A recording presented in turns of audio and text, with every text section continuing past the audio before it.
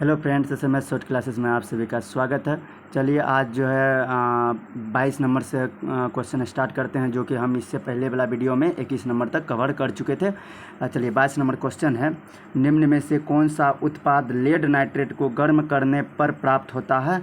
तो हमारा N2O2 प्राप्त होता है। इसको आप ध्यान दीजिएगा। लेड नाइट्रेट का जो सूत्र होता है याद रखिएगा, PbNO2 होता है। जब इसको गर्म करिएगा तो हमारा टूट के NO2 प्लस O2 हमारा प्राप्त होगा, यही गैस प्राप्त होगा। इसको आप ध्यान में रखिएगा। चलिए नेक्स्ट क्वेश्चन देख लेते हैं कि निम्न में से कौन सही है।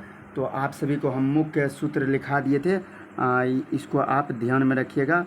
मुख्य सूत्र 4-5 ठो लिखाए थे आप सभी को। एक नंबर में लिखाए थे धोवन सोडा, या उसी को कहते हैं वाशिंग सोडा।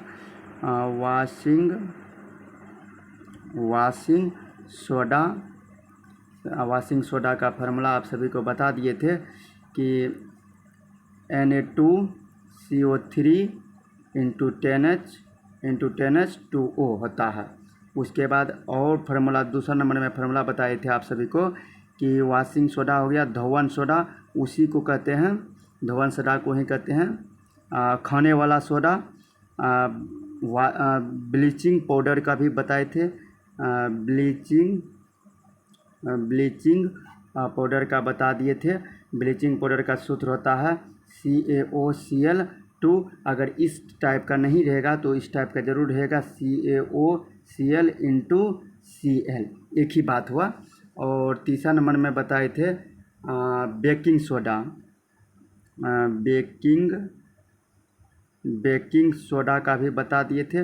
बेकिंग सोडा का सूत्र हो जाता है NaHCO3, इसको आप ध्यान में रखिएगा। और एक फार्मूला मोस्ट इम्पोर्टेंट है, जो कि हमारा संगमरमर का है, इसको भी आप ध्यान में रखिएगा। संगमरमर का पूछा जाता है, CaCO3 होता है। इसके बारे में बहुत ही पूछा गया है और पूछा भी जाता है। तो हमारा देखिए ऑप्शन नंबर में पूछ रहा था कौन सही है, तो हमारा ये सही है। ये जो हमारा सूत्र हो गया Na2CO3 10H2O, ये हो गया वाशिंग सोडा का। और वाशिंग सोडा का ही दूसरा नाम है धोवन सोडा, इसको भी आप ध्यान रखिएगा। चलिए क्वेश्चन नंबर हम देख लेते हैं। क्वेश्चन नंबर 24 है। क्वेश्चन नंबर 24 में कह रहा है कि निम्नलिखित में कौन वियोजित यौगिक है? वियोजित मतलब अलग, अपघटन अभिक्रिया के अंदर जो आएगा वही इसी को कहेंगे वियोजित। जैसे यहाँ पर ऑप्शन देख लीजिए, हमारा ऑप्शन कि चूना पत्थर का सूत्र लिख देते हैं अभी, खड़िया, उसके बाद संगमरमर। ये तीनों जो है हमारा, ये तीनों का नाम एक ही है, नाम अलग अलग है, सूत्र हमारा एक ही है। अभी लिख देते हैं। संगमरमर का भी लिखे भी थे, फिर से लिख देते हैं प्लास्टर ऑफ पेरिस। तो प्लास्टर ऑफ पेरिस जो है यही हमारा आंसर हो जाएगा। ये जो है ना वियोजित यौगिक है। कैसे है उसके बारे में थोड़ा यहाँ डिस्कस कर लेते हैं। यहाँ पर ध्यान दीजिए। यहाँ पर तो हमारा पूछा था कि ऑप्शन 1 में पूछा गया था कि चूना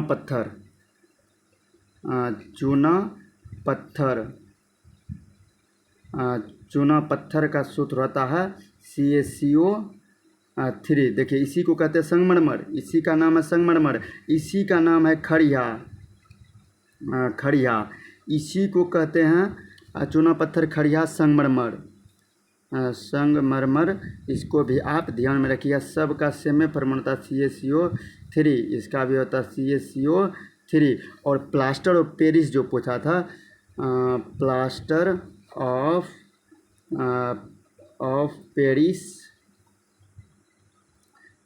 पेरिस का फार्मूला हो जाता है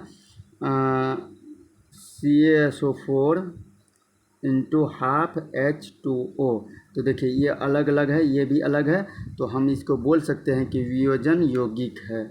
ठीक है, तो हमारा आंसर हो जाएगा प्लास्टर ऑफ पेरिस। चलिए इसको ध्यान में रखिएगा। आंसर हो जाएगा हमारा डी नंबर।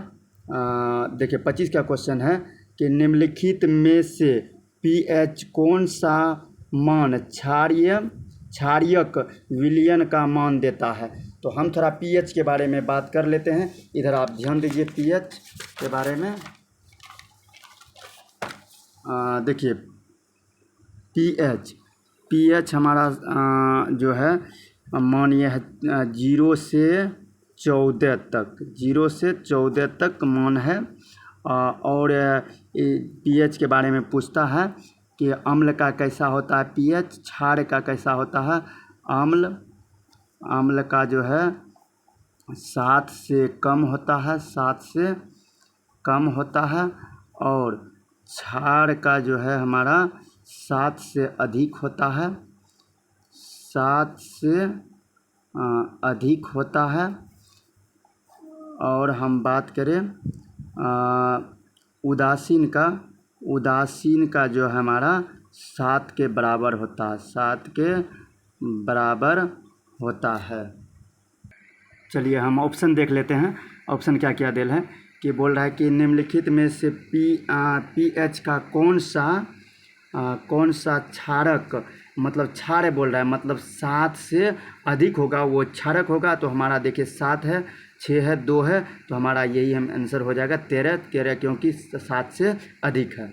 ठीक है, यहाँ पर देखिए 26 नंबर क्वेश्चन, सोडियम क्लोराइड के जलीय विलयन से विद्युत धारा प्रवाहित करने पर वह विभाजित होकर सोडियम हाइड्रोक्साइड बनाता है, यह प्रक्रिया क्या कहलाता है। अभिक्रिया नहीं पूछा है, प्रक्रिया पूछा। सबसे पहले अभिक्रिया और प्रक्रिया हम समझ लेते हैं, उसके बाद देखेंगे। देखिए क्या बोल रहा है कि सोडियम का इधर सूत्र हम लिखते जा रहे हैं, आप ध्यान दीजिएगा। सोडियम क्लोराइड NaCl को बोल रहा है कि जलीय विलयन में विघटित करते हैं, तो H2O में विघटित करके हमारा बन जाता है, ये हमारा बन जाएगा NaOH प्लस बन जाएगा HCl। ये हमारा रिएक्शन है। ये पूछ रहा है कि ये जो है हमारा क्या कहलाएगा, इसी का नाम है सोडियम हाइड्रोक्साइड,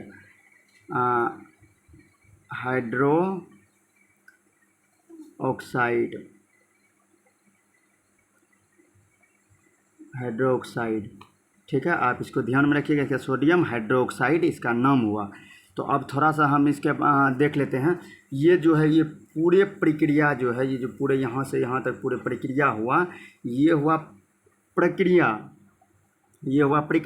अगर हमसे पूछ रहा कि कौन सा अभिक्रिया हुआ, तब विघटित अभिक्रिया होता। तो इसको भी ध्यान, विघटित का मतलब हुआ कि अपघटन अभिक्रिया कहलाएगा। तो हमसे पूछा था कि कौन सा, तो ये हो जाएगा क्लोर क्षार अभिक्रिया कहलाएगा, क्लोर क्षार अभिक्रिया कहलाएगा। इसको आप ध्यान में रखिएगा। और सेकंड ऑप्शन आ जाता हमारा कि अपघटन अभिक्रिया या वियोजन अभिक्रिया। इसके बारे में तो आप पढ़ चुके हैं, वियोजन अभिक्रिया। अगर ये नहीं रहता तब हम ये मार देते, पहला ऑप्शन ये हो जाएगा, दूसरा ये। इसको ध्यान में रखिएगा क्योंकि क्लोरो क्षार अभिक्रिया जो है ये प्रक्रिया है, एक प्रक्रिया के द्वारा ये बनता है। एक पूरे को कहते हैं वियोजन अभिक्रिया, क्योंकि ये अलग हो गया, सॉरी द्विविस्थापन, वियोजन नहीं, सॉरी द्विविस्थापन होगा, द्विविस्थापन कहलाएगा, द्विविस्थापन, क्योंकि ये अलग अलग आकर अटैच हुआ है, इसलिए इस प्रक्रिया को कहेंगे क्लोरो क्षार अभिक्रिया कहेंगे। चलिए हमारा आंसर हो जाएगा 1 नंबर, ये हो जाएगा हमारा आंसर। 27 नंबर देखेंगे, कौन सा अधातु कमरे के ताप पर द्रव होता है। तो देखिए इसमें 2 क्वेश्चन पूछा जाएगा, एक पूछेगा अधातु द्रव अवस्था में, एक पूछेगा धातु द्रव अवस्था में। ठीक है, एक धातु पूछेगा, एक अधातु।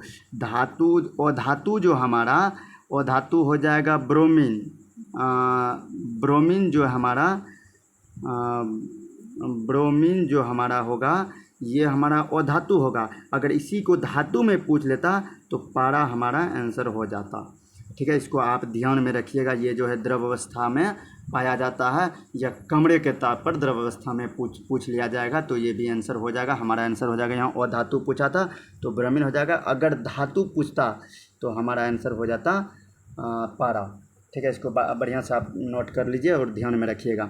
देखिए क्वेश्चन नंबर 28 है, शीशा और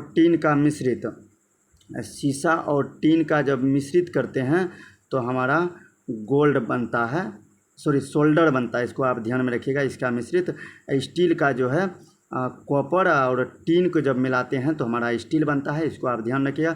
गन मेटल, कॉपर और शीशा मिलाते हैं तो हमारा ये बनता है। और उपधातु के बारे में हम बात कर लेंगे नेक्स्ट क्वेश्चन में। देख लेते हैं आगे।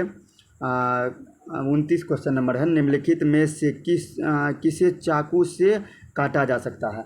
तो हम इसके बारे में थोड़ा सा बात कर लेते हैं, चाकू से कौन कौन धातु काटा जा सकता है।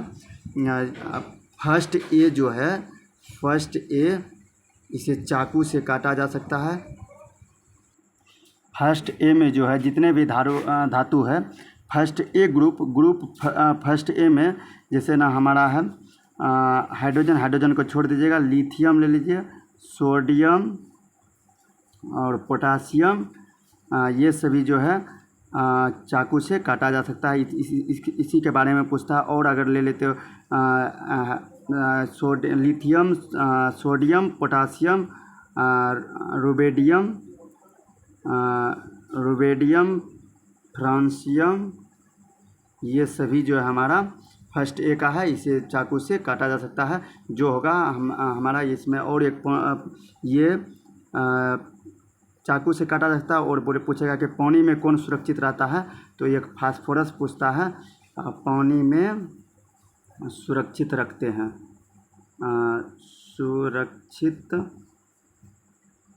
सुरक्षित रखते हैं, इसको आप ध्यान में रखिएगा। सुरक्षित रखते हैं, इसको आप ध्यान में रखिएगा। फास्फोरस में जितने ग्रुप है, नाइट्रोजन हो गया, फास्फोरस हो गया, ये सभी जो है पानी में रखा जाता है सुरक्षित, इसको भी आप ध्यान में रखिएगा।